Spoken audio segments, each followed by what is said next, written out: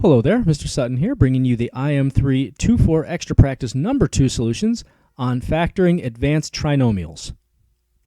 For this problem, we have an a value that's not 1, so let's see if we can factor out a common factor first. So it looks like I can take a 4 out of all these.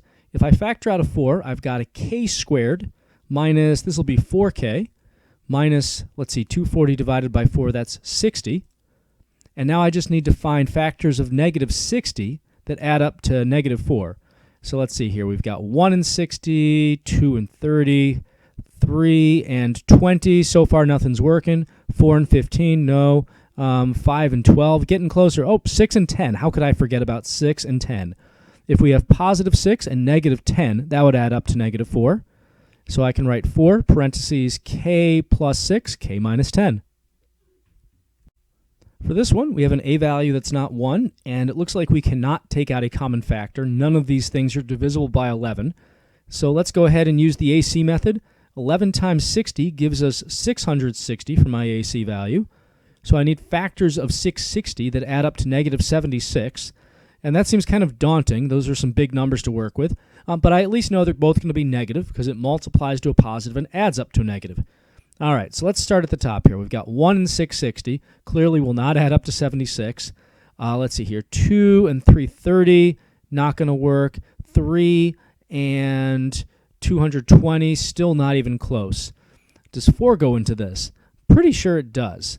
But let me try some other things here.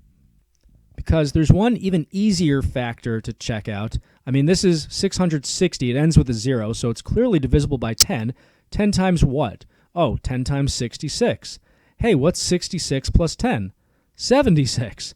So after trying a few things, we find that 66 and 10 are what we're looking for here. Negative 66 and negative 10. So I'm going to split this up into negative 10p minus 66p. And it doesn't matter what order we write that in, although the grouping will look a little bit different. We are going to group now because we've got 4 terms. I can take a p out of the first 2 terms here. So that's 11p minus 10. And out of the next 2, it looks like I can factor a negative 6, leaving me again with 11p minus 10. I'll now take that factor of 11p minus 10 out of everything. And then my leftovers, p minus 6, go in the other parentheses. To factor this one, since my a value is not 1 and I cannot take out a common factor, I'm going to need to use the AC method or guess and check. Guess and check is not really a great one for this because 8 and 30 have multiple factors. So let me go to the AC method. 8 times 30 gives me an AC value of 240. So I want factors of 240 that add up to 53. Okay, so we've got, let's see here, 1 and 240 doesn't do it. Neither does 2 and 120. 3 and 80, it's at least closer, but still not there. 4 and 60 adds up to 64, so we're getting closer to 53. What else is there? 5 and 48, that's going to add up to 53. So I'll rewrite this as 8n squared plus 5n plus 48n plus 30. Now, since I've got 4 terms, I'll use my factoring by grouping. Let me take an n out of those first 2 terms, leaving me with 8n plus 5.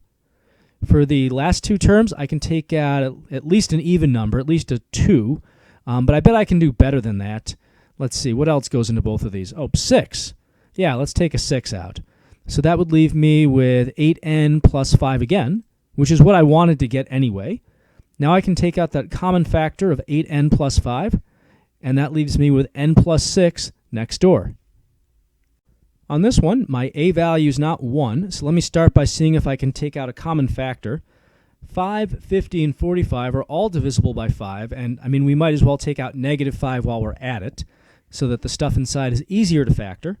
So let me take a negative 5 out of everything, leaving me with r squared minus, or actually plus now, plus 10r plus 9. And at this point, I'm just looking for factors of 9 that add up to 10, which is just going to be 1 and 9. So I can split this up into r plus 1, r plus 9, and don't forget to bring down that negative 5. On this one, since a does not equal 1, it's 9, and there's no common factors between 9, 46, and 5, that means I'm going to have to use AC or guess and check. I'll just use AC. Probably won't take too long here. 9 times 5 gives me an AC value of 45, so that seems pretty reasonable to work with. I'm just looking for factors of 45 that add up to 46, and I'm going to strike gold right away because 1 times 45, 1 plus 45 adds up to 46. 1 times 45 is 45. So I'm going to just split this up into plus R plus 45R, and now I can use factoring by grouping to do the rest of this. So I factor out an R from the first two terms, leaves me with 9R plus 1, and then a factor of 5 out of the next two, leaving me with 9R plus 1. And it looks like I can factor 9R plus 1 out as its own common factor, leaving me with R plus 5 for the other parentheses. For this one, it looks like A doesn't equal 1, so I have to do a little more work. And let's see, I can't factor a 5 out of all this either, so that means I'm either using guess and check or AC. AC probably won't take too long. Let me just do 5 times negative 14 to get an AC value of negative 70. So I want factors of negative 70, and they have to be opposite signs because this is negative. Factors of negative 70 that add up to 3. So we got 1 and 70 isn't going to do it. 2 and 35, still too big.